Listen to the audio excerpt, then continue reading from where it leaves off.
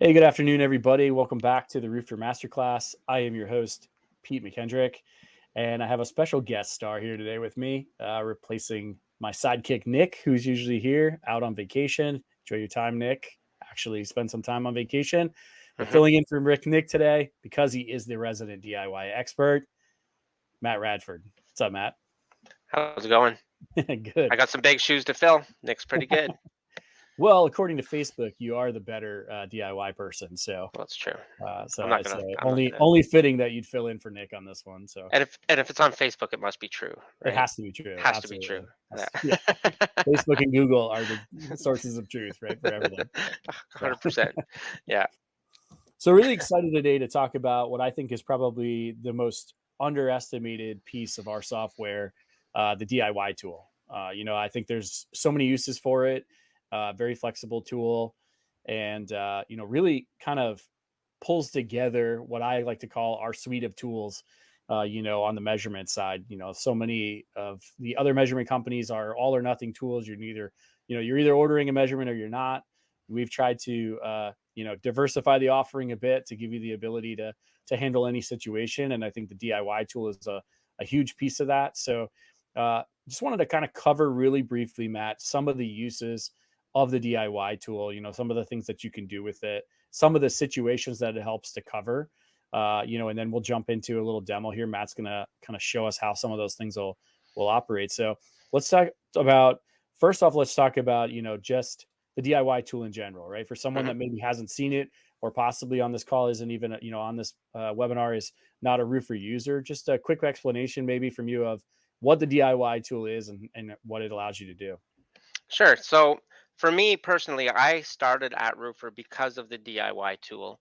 I was doing roofing sales in Toronto, and even pre-pandemic, I was doing virtual sales where a contractor or a roofing technician would go out on the roof, do a repair or do an inspection, snap a bunch of pictures, even before company cam, send them all back to me at the office, and I would build a quote to do multiple repairs and a quote to replace the whole roof. And the people I was quoting were really, busy professionals in Toronto, right? So they didn't have time for a kitchen table demonstration. So they just wanted the quote emailed to them and then sit down in a video call and go through it, walk them through it.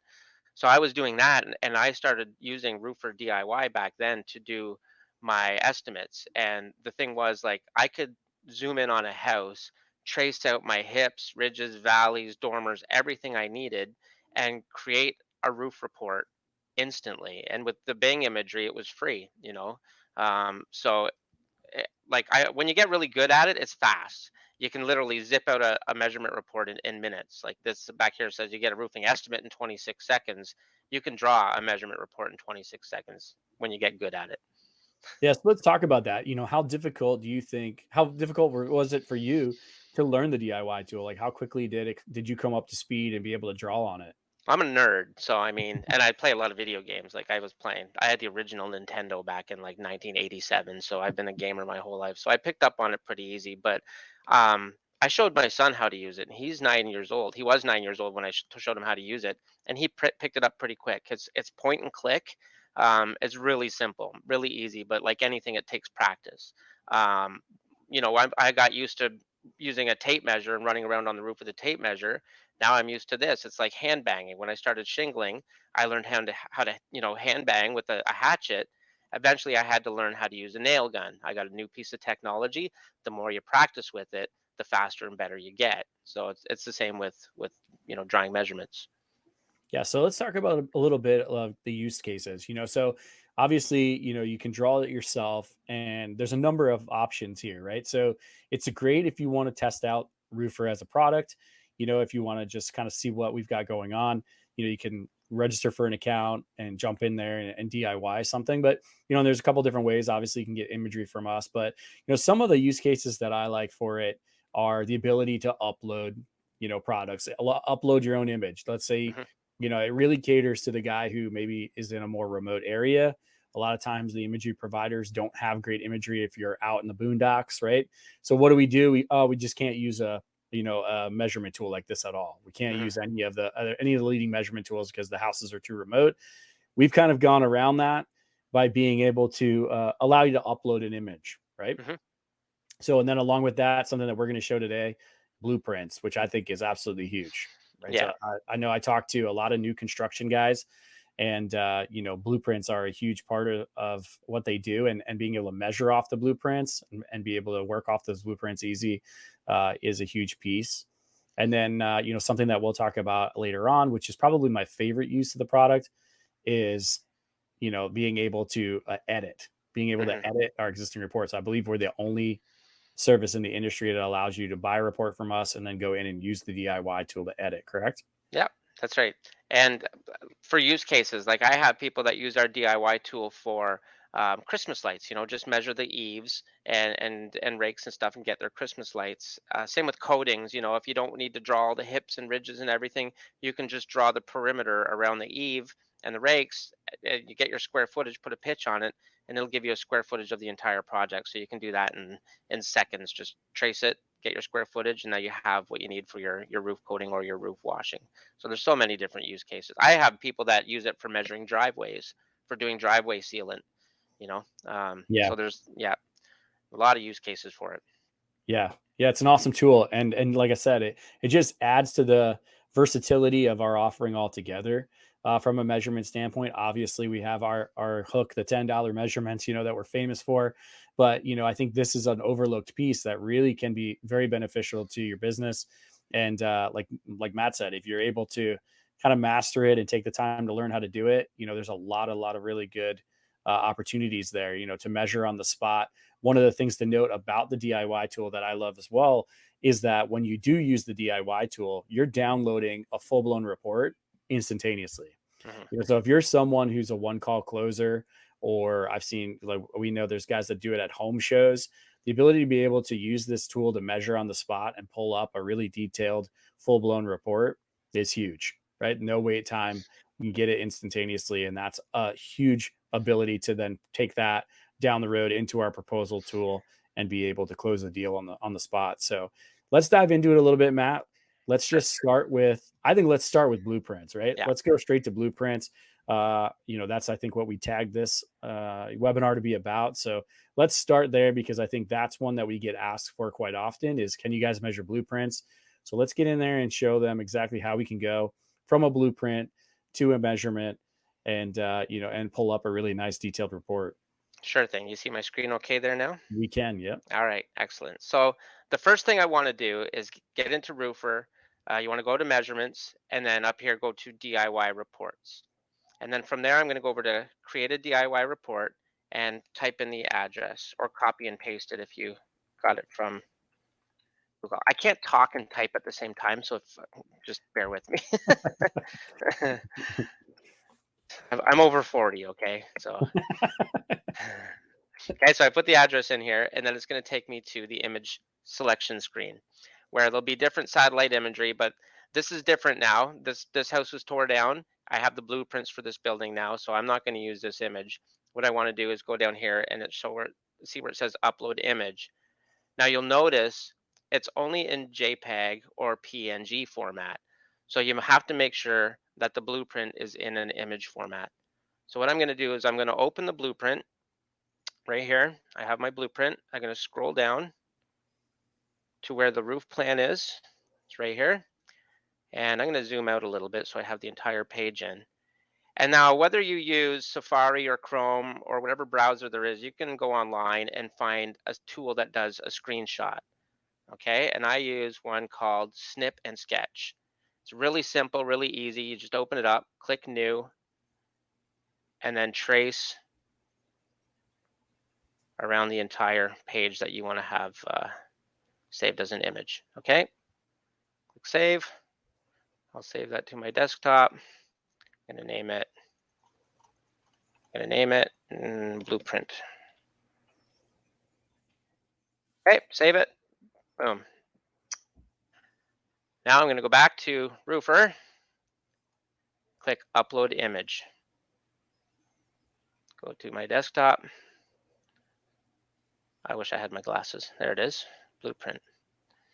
I have little children and they rip the arms off my glasses.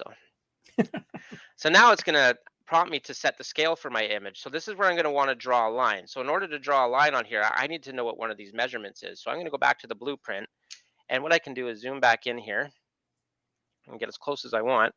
And you see, this is the overhang here. So this wall to this wall, I can just scroll up and take a look on this page right here. And I can see from this wall here over to this wall here is 28 feet. I can zoom in even more if I'm blind, which I usually am. There we go. Yep, 28 feet. So then I'll go back to Roofr, draw a line. I want to do it from here to here, not from the eave to the eave, because remember, that was the inside wall that I measured, 28 feet. And I'll just do the inside wall here. 28 feet. And if it's 28 feet, I put 28 feet 6 inches. If it's 28 foot 6, but this one's just 28. So there we go. That's that. The scale is now set to start drawing the measurements. Any questions so far, Pete? No, I think that that's an important step to note of just how you got to do that. Anytime you're uploading an image, a blueprint or an actual image, it's going to ask you to set the scale, right? So there's a couple different things you can do there. Like obviously here, when we're working here off of a blueprint, hopefully we have those measurements, unless the architect was, not up to par, but, hopefully we've got some good measurements there that are going to allow us to be accurate. And I only said that because I know some architects who are pretty off. But yeah, it's true. But as long as you go by their measurements, they get the blame, right? It's right, always exactly. blame the architect. That's a Exactly. roofer 101. Yep. Yeah. So, but it is important to note that we also have to do this when we're uploading an image, right? So like, let's say I flew my drone over an existing property and I took an image and I'm going to upload it. I'm also going to have to set the scale. So what do you suggest there, Matt, if I'm looking to set the scale of an existing image? So if you're using a drone and you're taking a drone image, you can measure one of the eaves when you're on site. Or what a lot of contractors do, they'll have like a yellow 4-foot level in the back of their truck, and they'll just throw it on the ground in front of the house. And then when they snap the drone image, they'll see the 4-foot level on the ground, and then they'll just trace 4 feet over top of that 4-foot level, and they'll use that to set the scale. Perfect. The yellow stands out really bright. I had some use like an 8-foot 2x4 and just spray paint it bright orange, and use that as long as they can see it in the image. Perfect. Cool. Yeah. But the eave is the best. Like if you can just measure one eave when you're on site, taking a picture from your drone. Okay, this right here. So here's one of the confusing spots. So you have two roofs here. You got a low slope here going into a steeper slope here. Now, my question would be, does this have an overhang or is this a transition point? So thankfully, with blueprints, you get elevation. So I can go over here and see, okay, there's that low slope. It does have a transition point there. So there's no overhang. That's very important because I didn't want to draw an overhang in there and then get step flashings. Yeah, nice to have the blueprints and be able to easily reference. Yeah, be able to check your all your reference points. And all I'm doing is pointing and clicking. I stretch that line out. You'll see that line there, and it snaps into place. Okay, and I just go along each point to the hips and everything, valleys, and just point and click. And I do the entire perimeter like that. So I got the entire perimeter. I'll do the little garage here after because that'll just take me like 10 seconds, but I want to get the house done and get all the detail here. All right. So I'm going to, now that I have the entire outline done, I'm going to start tracing over my hips, ridges, valleys, all of what we flat roofers like to call details. Yeah, and interesting to note here, you can see how Matt zooms in and out very easily. Yeah. So it's easy to be very specific and be very on top of these lines. It's not like he's forced to work from far away where he could potentially have, a line that's off. He can zoom in really close. And obviously the blueprints make it a little easier than an image even because he has a line almost to trace over. But, interesting to know that he's able to really move around on this image very easily so that he can manipulate it to make it easier for him. Yeah, Matt, really, Matt and I are both old guys, so that's right. That's right. In. I actually got, I have the magnifying glass app on my phone. All right. I need that for reading my prescriptions. I'm not that old yet. I don't have prescriptions yet. I'm kidding. All right, here we go. So So one of the great things to note about this is that you can get very, very detailed. I know that Matt, you've done some very detailed images. I've seen some that Nick have done.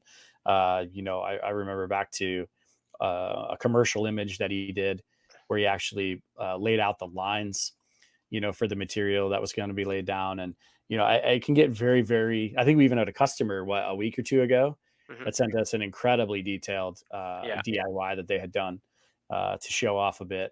So, yeah, yeah. So, I mean, it does definitely doesn't, put you in a situation where you're going to lose any detail by DIYing. And like you said, after you've had some practice, you can get extremely good at this mhm. and get very efficient, get pretty fast. You can be as Uh, good at it as you want to be.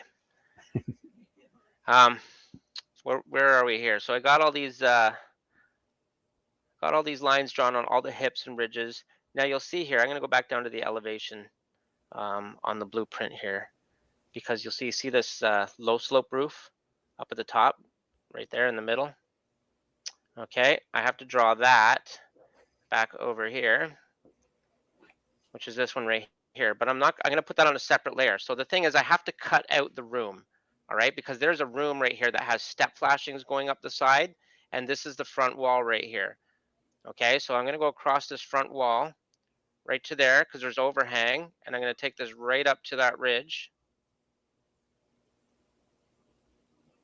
Okay, right up to the ridge there. And that's going to be the room that's going to have the roof over top of it. And when I go to put the facets in, which I'll do in a minute here, I'll show you how I cut that out. Now, one thing you'll notice here is that there's white lettering on a white background. And if I wanted to see my numbers here, I'm just going to click facets. It's going to turn it red. And now I can just go over here. I can see that this one's 12 foot 1, 12 foot 5. And now me being the picky guy that I am, I can just move these around. You'll see this line isn't quite lined up properly. So I'm just going to move that out. 12 foot 3. And I'm going to bring this one in a little bit. And it too will be 12 foot 3. So depending on how granular you want to get, right down to the inch, you totally can. You see, I have those valleys are now both 12 foot 3, and then I'll go over here and I can do the same thing over on this side. 12 foot 1. So I want to move this one out a little bit. 12 foot 3. And for me, I'm a perfectionist, so I have to do this. And it doesn't take long, honestly, to be perfect. All right, so there we go, 12 foot 3, 12 foot 3. And you can do the same thing with all of the hips. I did a pretty good job here of getting them all pretty close, 23 foot 1, 23 foot 3, 23 foot 3. Over here, 23 2, 23 2. Not bad. Not bad Okay. for what, 4 minutes, right? Exactly. Yep. And make sure I draw this ridge on here. I forgot that ridge. And then the next thing, once I have all the lines drawn on this layer, because I'm going to do separate layers. Again, I have to do this upper roof here that I'll draw on after. I'm going to click edges here up in the top left corner. And then the edge tool comes up on the right hand side. And then I'm just going to click Eve and go around and mark all my eaves and just do each one at a time, working my way down the list. So I start with the eaves.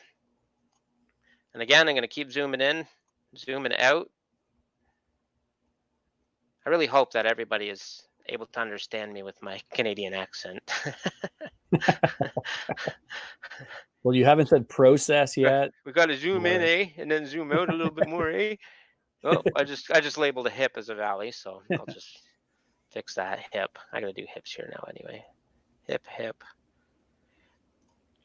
yeah, there's been no process mentioned or No, no maple syrup, so I think we're good. that's true. My kids laugh at me because I don't like pancakes, but I do love maple syrup, so I just put it in a glass and drink it with my breakfast. It's true. Canadians do drink maple syrup. Oh, I just marked ridge. That's supposed to be rake. Okay, I can do my rakes. Drink maple syrup.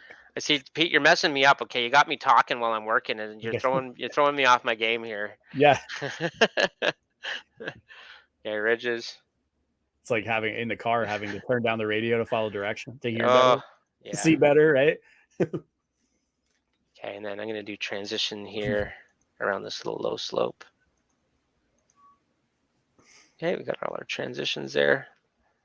Okay, and then down here, this is step flashing. Okay, so again, this is the room inside the house. There's a step flashing, and there's the wall flashing. And then when I do facets, I'm going to delete this square. So that counts as the room. And then what I do is I go to all layers here to where the layering is on the top left corner, and I'm going to go to a B layer. And what I want it now is I want to draw this little low slope roof over top of that dormer. So I go back to draw, and I'm just going to start here and draw this roof in. Okay, so this way I get all the material that I need, because I need the step flashing and possibly a wall flashing for the lower portion. I took this one up too high, right? So I Yeah, want I to make think sure I this get is my step flashing, wall flashing, and then up here I want to make sure I have all my starters for my rakes and my eave. I think it's important to note here too the layering tool, because I think that it's a piece that often some of the other softwares maybe don't allow you Yeah. to layer like this. So it makes it very tough to capture pieces like this, overhangs, and things of that nature. So Brian has a real good question here. He says, does it matter which side you measure for scaling? He said he usually tries to do the longest side. No, it doesn't matter. I usually just I work left to right, so I usually just find the highest point left to right, and it really doesn't matter. Like you could use even right here if you wanted to use just this small measurement right here. It really doesn't matter what you use for scaling, as long as the scale is precise. That's the key. Okay, so I want to put the pitch in here next, right? So I go back here. I could see it. It was a little bit blurry on Roofr. It could be my eyes, but I'm seeing here it's mostly an A12, 812. We got about a 212 here on this low slope, and then a 412 on this dormer. So I'm going to go back to my measurement and go to facets up here. I'm going to blanket pitch the whole thing 812. By blanket pitch, it means I'm going to use these arrows right here. Instead of clicking 812 and then going around and clicking each individual facet, I'm just going to put the whole thing as an 812, and then I'll change this one to a 412, and then this one would be a 212. Okay, and that's it. So now I have the house drawn, and then I can just put this little garage in here. Go back to draw. I'm going to put this on the A layer again. And you can add multiple layers. So like you get some big houses down in Texas, right? And they're all cut up and they got like 35 dormers on them. And, they're multiple levels, split levels, back splits and side splits. And, you want to make sure that you can have multiple layers so that you can get all of the step flashings and everything that you need.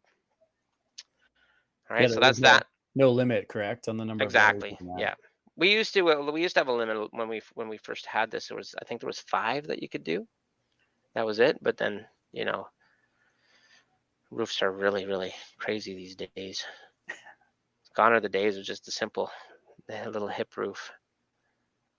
All right, so I got that one, and then I'm going to add another layer. I'll add a C layer, and then I'm going to move it down, and then I'm going to draw this little piece sticking out here. I want to make sure I get into that that back wall to get underneath that overhang.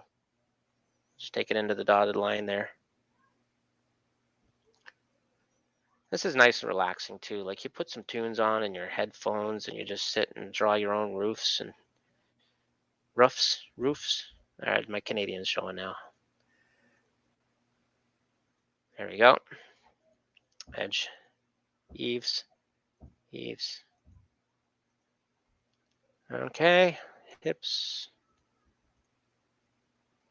ridge, and then we'll have step flashings up the back there. And this one is an 812 as well, the entire garage here. So all layers. I'm gonna go to facets. I'm not going to hit the blanket pitch button for this one over here because then it'll undo the ones that I did over here again. So I'm just going to hit the 812 and I'm just going to click these facets here and just mark them as 812. And there you go. That's a really good note. Yep. Yeah, because if you hit that blanket pitch again, it will undo your 412 that you have over here and your 212 on that little low slope. So that's all drawn. That's it. Now you want to go up to the top right corner and hit download. You can download the PDF or download the PDF with your logo if you're on one of our subscription plans, which I highly recommend. I'm going to download it, and this is the report that you get. So you saw like that took me what, Pete, 15 minutes plus I was talking and stuff. So Yeah, probably right at a little less than that actually from the yeah, time we so started. So if I were to just be doing this myself and I wanted to get through it, I could literally do that in 5 minutes. yeah, and And that's this is what you get. including, that was including screenshotting the actual Exactly. page and everything. Yeah. So this is the main page here with the address and everything on it. diagram of the roof. And you'll see it's a bit discolored here, and that's just because it ends in a transition point, not at an eave, not at an eave. So it makes it a different color. That's all. Here's all your measurements, all your eaves, ridges, step flashings, valleys, rakes, transitions, hips, wall flashings, and parapet walls, which we don't have because it's not a flat roof commercial project. Your area measurement. Gives you all the square foot of each slope, the pitch, and the direction. Make sure everything's okay. 412 looks good. 212. See how there's a double arrow right there, though, Pete? See Right that? Yeah. there. I'm gonna go back there and take a look because maybe when I put that was on the A. No, it's still deleted out. Okay, interesting. I thought maybe that the deleted facet showed up for some reason. I don't know why that has that double arrow there. That's interesting. And then structure one summary. So this is really cool, Pete. This is something to note here. So you get a full summary of each individual building. All right, it gives you your waste factors, the different pitches that are on the roof, and then of course all of the different measurements that you need. So you get that for structure one, which is the house, and then you got one for structure two, which is the garage. And then of course you have an all structure summary, which gives you the garage and the house, and then it breaks it all down for you. Everything that you need over here on the right hand side, the different pitches that are on there, 212, 412, 812, and then you can select a waste factor. Everybody has a different waste factor, like some companies they might choose 10%, other companies might choose 15%. It just depends on their crew, at their climate even, in colder areas sometimes we have more waste if we're shingling in the winters. So use your own discretion and choose the waste factor that you feel is best suited for you.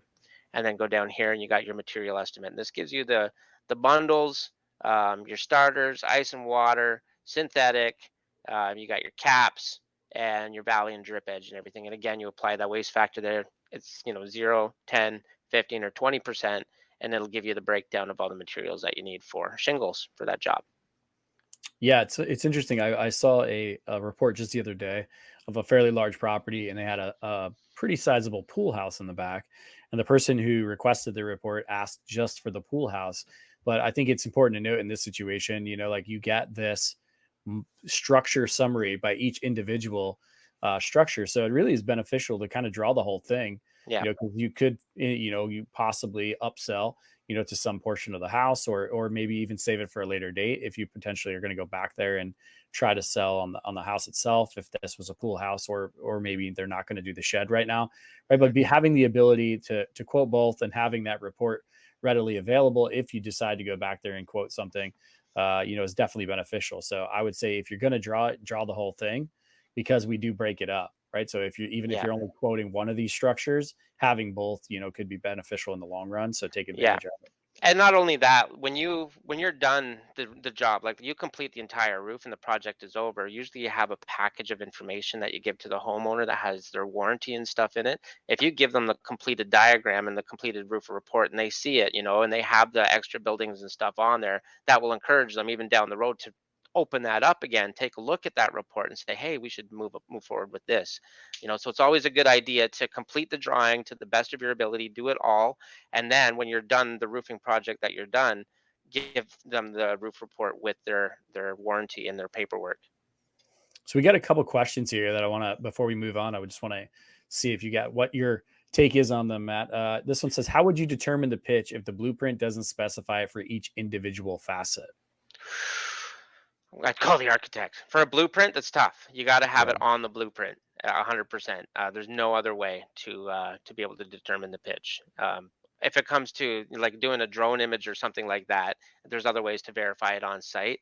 With satellite imagery, we have the ability to bring it up on the screen, right, with the pitch viewer down here, which I'll show you in a minute when we actually edit a report, that you order from us. But when it comes to blueprints, you got to have the pitch on the blueprint. If it's not on the blueprint, then contact the architect and find out at least a close proximity what it's going to be.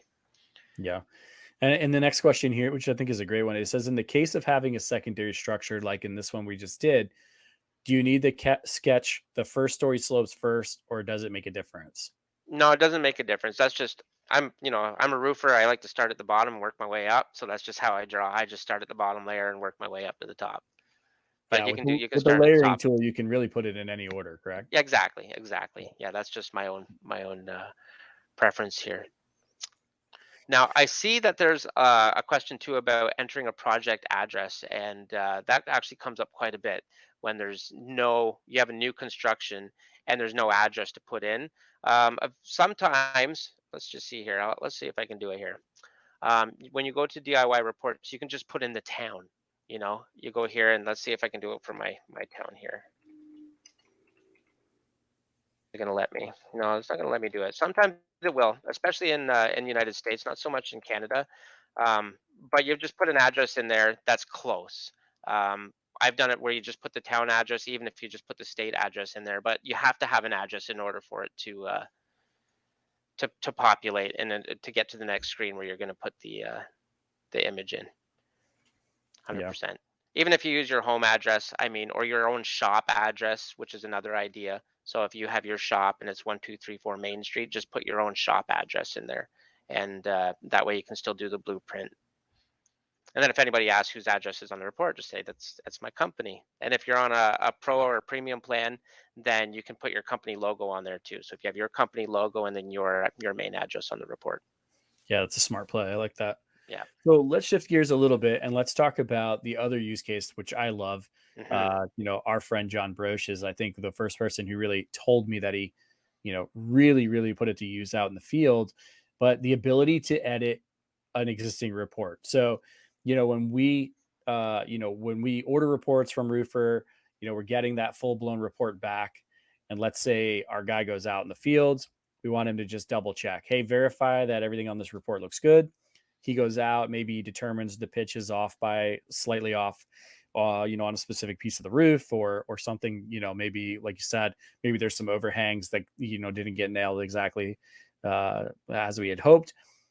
We can edit, Yes, right? that's Which right. is huge, It's which is it's huge, huge right? too. Like, you last minute you need a pool house. Like, oh, I quoted for the roof, but I forgot to order the pool house. You can come in here and edit the report, add the pool house in, and it's really easy. So you just go to Roofer Reports. All right, click on one here. I'll do this one. And then up here in the top right corner where it says edit, I'm going to click that and it's going to create a clone of the report. Okay, you'll still have the original in the file, so you can go back to that for reference, but it's going to create a clone of it over in the DIY. And for this one here, okay, let's say I got the quote, look at all the layers. I don't need the garage on this one, I just need the house. So I'm going to go to draw and then delete edge, and then I just delete the edges. And that Yeah, just, really important to note here what Matt just said is that you don't lose the original, right? So that's right. if you've ordered a $10 report from us, it's still going to be in your measurement section. And all it's going to do is essentially clone that report and allow you to edit. So, like Matt said, if you're potentially adding something, like one of the uses I saw of it is guy who orders the reports from us all the time, ordered reports. Customer comes in later on and says, hey, I want to drop a skylight in this thing. He came here and edited it. So he had the original report without the skylight. Then he had the new location of the skylight by dropping it in and deleting that section. So it really was a great use of it. And like I said, there's just so many flexible uses of the DIY product, but I do love the ability to use this tool here to edit and verify the measurements to Verify make the sure it's pitch as spot on. well. So you'll see this one here was marked as a 412. So if I want to just verify that, I'm going to click down here on the bottom where it says view pitch. I might just have to take a little drive around the corner just to line it up to the gable end. We'll get around the corner there, Google car. Oh, there we go. Oh, what happened? I broke the Google car. I have to refresh it. Looks like the Google car backed up. My internet's intermittent here, so I think kids are home from school and they're streaming stuff downstairs. There we go. Let's get this arrow. Is it going to let me go down that street? Oh, it won't let me. Oh, there we go. Walnut Avenue is blocked off for construction, apparently. No, I can't get down there. I have to go back Interesting. this way, Pete. We got blocked. I got blocked. So I think I've edited this one already. That's why it says 412. But it's obviously, it looks like it's higher than a 412. So it's good that I'm verifying it. I get as close as I can here. And so even though I'm not lined directly up with the gable, I can line it up just on one side. Okay. So look at here. Look at that. Sure is it a 412? It looks pretty close. Yeah. Let's check the garage. So it's good for just doing a tour of the house, right? You can also open it up on Google Maps if you want. It's garage here. This is closer to a 612 here. So if I wanted to add the garage, so I got the garage as 512. So I'm gonna just change that and put that at a 6. There we go. I might pump this one up to a 5. Better to have too much than not enough. And that's that. And then I'm just going to click save, download, and download my PDF. And again, I get the full report. So it's, yeah, editing the report is it's great. You know, you forget to put something in, you forget the shed, you forget the pool house. You know, you need to, let's say this customer wants a skylight. You can actually come in here and you can draw where you can place the skylights, right? So let's go here. Oh, I'm on all layers. I gotta get on the A layer here. Oh, I want to be on the B layer. So they want a 2x4 skylight. So let's put it right here. Go 2. So I gotta zoom in because I am very picky on precision. 2x4 skylight. Don't judge me, Pete. All right, put a skylight right there. And if they want another one, right beside it. Again, you put music on and you're sitting at home at your home office doing this at night. It's quite relaxing. It's therapeutic almost. But maybe that could just be me. I've been in roofing since 1999, so I nerd out over this stuff. I'm not gonna lie. You know, 15 years ago, driving from house to house with a tape measure and a ladder and getting up on a hot roof in August and having to walk and slide down melting shingles, and now I can just measure it from my air-conditioned office, and I ain't complaining. There you go. Delete those skylights. Boom. And then I want to put that 512 back on here. And then download. Ingrid said, "It is just you. You're the only one that nerds out over it." I'm sorry. it. There you go. There's your skylights added in.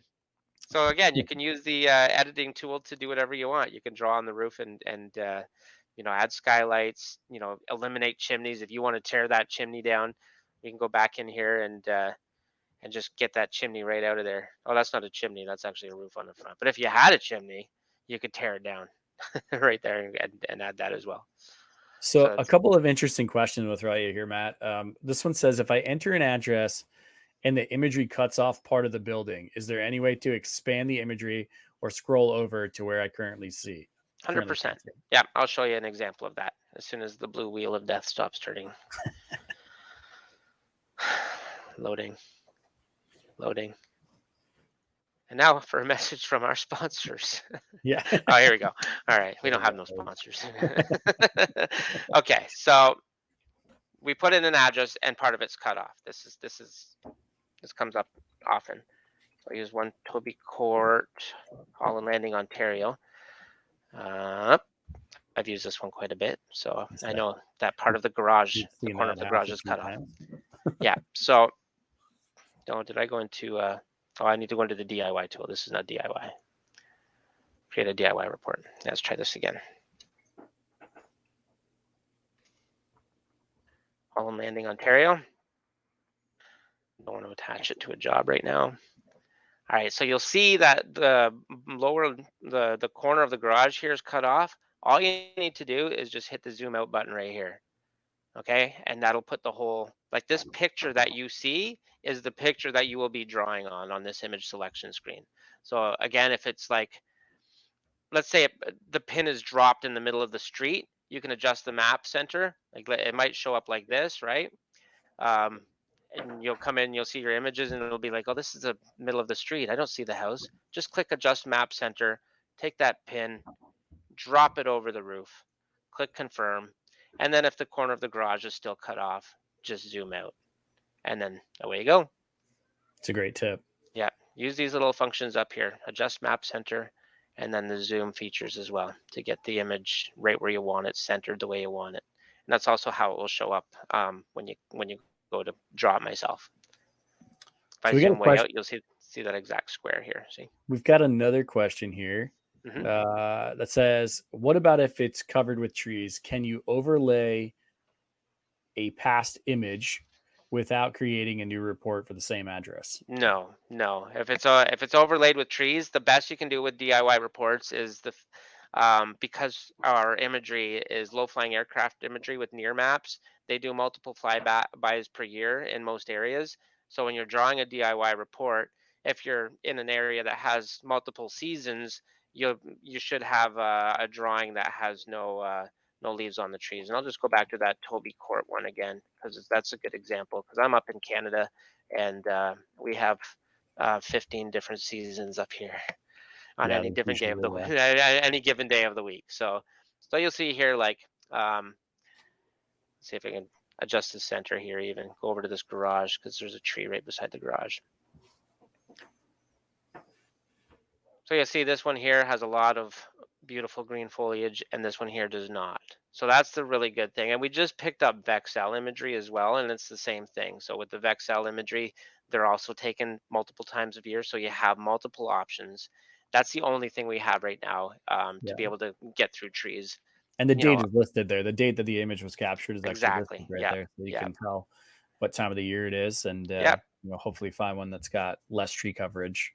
That's right. And you'll see it says 54 credits remaining for, the near maps and the Vexal images. When you scroll down here, you can check out our pricing and then you can purchase the DIY images and they're fairly affordable. So if you want to upload drone images, upload blueprint images, they're free. We don't charge anything if you provide your own imagery, but if you want to use the low flying aircraft imagery, they're anywhere from, $3 to $4 each, something like that, depending on what package you buy. But Bing is free. Now for me up here, I'm in rural Ontario, Canada, so the Bing doesn't always work out for me in my favor.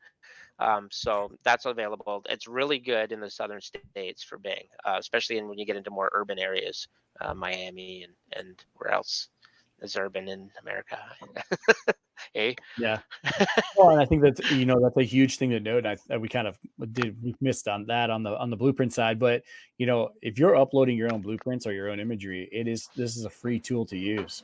So Yeah. if you're someone who's heavy new construction, like I know I met a couple of roofers at IRE that were heavy new construction, and when we showed them this tool, the light bulb went off because they're like, man, I can just do this and do it for free. And you Yeah. saw that, was able to do that house that I would say, what would you call that? A medium cut up, maybe. Yeah. Yeah. It wasn't totally straightforward there. It definitely had some interesting angles. But it's And your average, single family home. right, exactly. And you're Yep. talking about 15 minutes to draw Yeah. that with the shed included. So, Exactly. so once you get the hang of it, you're not talking about an exceptional amount of time, and you're getting a free nice report at the end of it. So, Yeah, uh, and if you have somebody in your office already, I can train them as well. Like I said, I trained my 9-year-old boy to use it. It's very simple. So you can have somebody that sits in the office drawing measurements from blueprints. You can have your roofers when they're out in the field. Um, they can snap a picture with a drone, upload it into a roofer, set the scale, and then notify the person back in the office who can draw it really quick, and then they'll have that measurement ready while they're still on site. So as long as you have somebody in the office trained on Roofr DIY, the sky's the limit with what you can do with it. And I'm so I'm really good at training people how to do it. I mean, I trained Nick, and he was here for like 3 years before I even started. That's for you, Nick. poor Nick, poor Nick. Had Yeah, to get it we in love there, Nick. right? I had to get it in there. So Ingrid's got one other question here that I think is interesting. She said when she opens up her working screen in the DIY, she's missing her bottom toolbar. It's cut off. She said with the plus and minus. So Interesting. possibly So could it be an issue of maybe so just in shrinking the here, you screen? mean, or in the I'm assuming that's where she means down there at the bottom toolbar is getting cut off. I wonder if it's because this pop-up, you might have this pop-up lock. See how my toolbar at the bottom pops up and then disappears? When it pops up like that, it locks. So if I were to like open up one of these other applications, it would freeze that toolbar there. So it could just be something with the way your desktop's set up. Um, yeah, I don't know. Maybe we could jump on a call and I could take a look at that.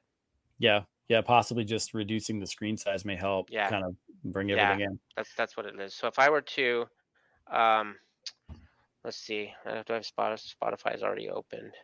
So Slack, I don't know what to freeze my screen here with. Mhm.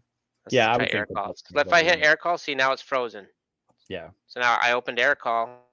So now it popped back down again. But if you have something opened on the screen there that's not supposed to be opened, it will freeze that bar in place. So you can just right click, lock all taskbars, and unlock them, or into your taskbar settings, and then it's up on my other monitor. Let's see if I drag it down here. Whoop, here we go. And then this is where you set your taskbar settings. So if you want to lock your taskbar, automatically hide the taskbar, which is how I have mine set up, because it does get annoying though. Like if I go to zoom in, sometimes it'll pop up and it'll get in my way, and I'll get first world problems, I guess. Yeah. I'll get upset, angry at my company. Oh, you stupid taskbar. So we've only got a minute or two left here. Let's do one other thing here. Let's take a report now. Maybe if you still have the blueprint report, I don't know if you Yep, I do, do. but if you I do. do, let's turn that quickly into a proposal, just to Okay, show how quickly we can go from a blueprint to an actual contract. sure. So all I have to do is right here, 1 Canal Street, Dartmouth, Nova Scotia. I'm going to click create proposal over here, the 3 dots, click create proposal, and I'll have different templates already set up. We actually set them up for you. So, Certainty, GAF, Malarkey, Atlas, whatever you have. We could do good, better, best templates if you want, steel roofing templates, commercial roofing templates, Christmas light templates, you name it. Coatings, whatever template you do, whatever service you offer, we can build it in here. I'm going to use the Certainty one now. Click use this template, and it's going to build an estimate in 26 seconds. Look at that. I was faster than 26 seconds. Yeah, definitely That's faster. right. It's 26 seconds Canadian. All right. Yeah, So that's now you really can good. go in here, you do your markup. You mark up. If you want to do margin, you can do it by margin too. So markup 30%. You have your contracts in here. With your contracts, you can add signatures. So if you want to add customer signatures, co-signer signatures, you can put them all in through the contract as well. Have all your brochures. Did I say brochures? Is that Canadian? Is it brochures? For sure. I'm checking my own Canadian accent For here. You're making sure. me self-conscious, Pete. Okay, and then you got your photos, and if you have like inspection photos and whatnot, we do integrate with Company Cam too. So if you have a job in Company Cam that you've created, and you're on Roofr Premium, you can when you create a job in Company Cam, it will create a job in Roofr where you can do all your measurements and everything. So I recommend you get on a demo to see all that. That's a lot to unpack here today, but you import them from Company Cam or upload your inspection photos. You can caption them and whatnot. I'm not going to do all that today. It's a lot. Same with the cover photo. I can upload a cover photo here. It looks really good. See if I got one. Don't mind all my memes. Inspection photos. Here we go. Cover photo. Save image. And now that's going to be the cover of the proposal. So if I want to preview it, I click preview and send. I'll put the customer name in here. Let's just put it me. Oh, there's my Nana. I'll use my Nana. Okay. Customer information. I got this one's all set up for EuroShield. It's a beautiful roof, by the way, made of recycled tires, and it's a Canadian product. Certainty Integrity Roofing System. Summary. There's your contract with your initials, landmark series shingles, everything that you have here, all your brochures. And if you don't want to have the brochures up top, you want to have the inspection photos, you just up front, you just go down here and grab that. Put the brochures at the bottom. Make sure you got your estimate. You can even put the contract ahead of the estimate if you want them to see that first. So whatever order you want them to show up in. Preview and send. And now from here, you can either email it to the customer for a digital signature. And there's several email templates that you can create, so you don't have to write an email every time. Or you can, like I said earlier, if the roofer is on site, takes the drone image, sends it back for the DIY measurement. The DIY measurement's done. Create the proposal right there at the front door. I click sign now by customer, and the customer can go through and put their signature. Yeah, this is really great for people who do one call closes, who do free inspections.